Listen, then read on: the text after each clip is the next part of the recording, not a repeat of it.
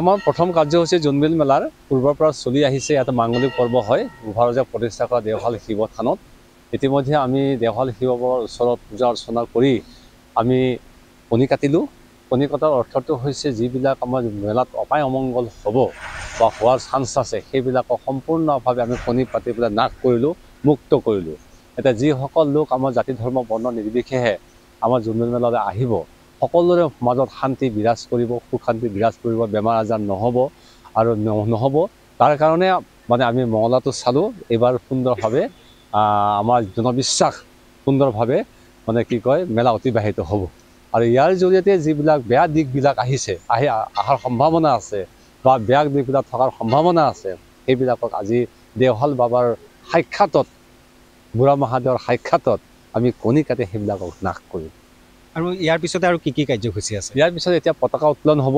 আৰু ইতিমধ্যে north east cultural জোন হাৰিয়ানাৰ পৰা আহিছে এটা কালচাৰ ট্ৰুপ, আৰু জম্মু এণ্ড কাশ্মীৰৰ পৰা এটা কালচাৰ ট্ৰুপ আহি আছে। এতিয়া 8টা বজাত তেওঁলোকে গুৱাহাটীৰ পৰা মানে আমাৰ গাড়ীত আহিব আৰু তেখেতসকলে কালচাৰ শ্ব' প্ৰদৰ্শন কৰিব। তাৰ বাহিৰেও খন্তেক পিছতে ইউনেস্কোৰ পৰা এটা দল আহি পাব। তাৰপিছত গোভাৰজা পতাকা উত্তোলন কাৰ্যসূচী তেখেতসকলে উপস্থিত থাকিব। তাৰপিছত 1টা বজাত আৰু আমাৰ কি কয় প্ৰীতিভোজ আৰম্ভ হ'ব। পাহাৰৰ লোকসকলো আহিব, ইতিমধ্যে আহি আছে। পাহাৰৰ লোকসকল ইতিমধ্যে আহি আছে। মেলাথলীৰ কিছু ইতিমধ্যে লোক ঘৰ বাৰী বনাই আছে, আহিছে ইতিমধ্যে লোক। বিনিময় প্ৰথা হ'ব অহাকালি ৰাতিপুৱা 6 বজাৰ পৰা বিনিময় প্ৰথা হ'ব। এই বিনিময় প্ৰথা উদ্বোধন কৰিব ৰমাকান্ত দেউৰী, মৰিগাঁও সমষ্টিৰ বিধায়ক। উপস্থিত থাকিব জীৱন চন্দ্ৰ কোঁৱৰ, তিৱা সাহিত্য পৰিষদ মুখ্য কাৰ্যবাহী সদস্য।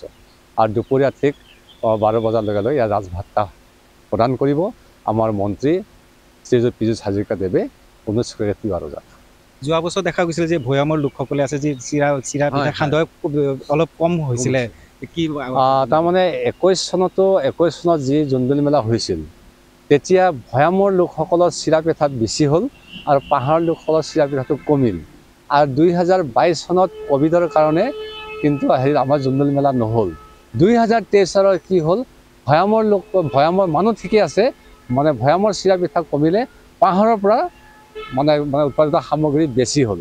সেইকাৰণে এইবাৰ অনুৰোধ জনাইছোঁ সকলোৱে পাহাৰ ভৈয়ামৰ লোকসকল সকলোৱে সামগ্ৰী লৈ আহক, যাতে কোনো ফালৰ পৰা মানে কম নহয়।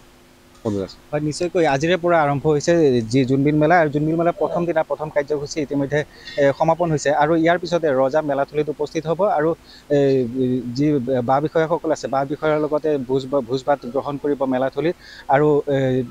আৰু তাৰপিছতে যি পাহাৰৰ লোকসকল আছে পাহাৰৰ লোকসকলে তেওঁলোকৰ কৃষিজাত সামগ্ৰী লৈ মেলাথলীত উপস্থিত হ'ব। আৰু অহাকাইলৈ পুৱাৰ ভাগতে যি বিনিময় প্ৰথা বিনিময় প্ৰথাত অংশ ল'ব। আৰু দুপৰীয়া যি ৰাজদৰবাৰ আছে ৰাজদৰবাৰত মুখ্যমন্ত্ৰী হিমন্ত বিশ্ব শৰ্মা উপস্থিত থাকিব। আৰু 19গৰাকী যি তিৱা ৰজা আছে তিৱা ৰজাক ৰাজভাত্তা প্ৰদান কৰিব। আৰু তৃতীয় দিনাৰ কাৰ্যসূচীত অৰম বিলত মাছ ধৰা পৰ্ব আছে। আৰু তাৰপিছতে ৰজাৰ যি বাহ বিষয়াসকল আছে বাহ বিষয়াসকলে কৰ সংগ্ৰহ কৰিব আৰু তাৰপিছতে মেলাৰ অন্ত পৰিব।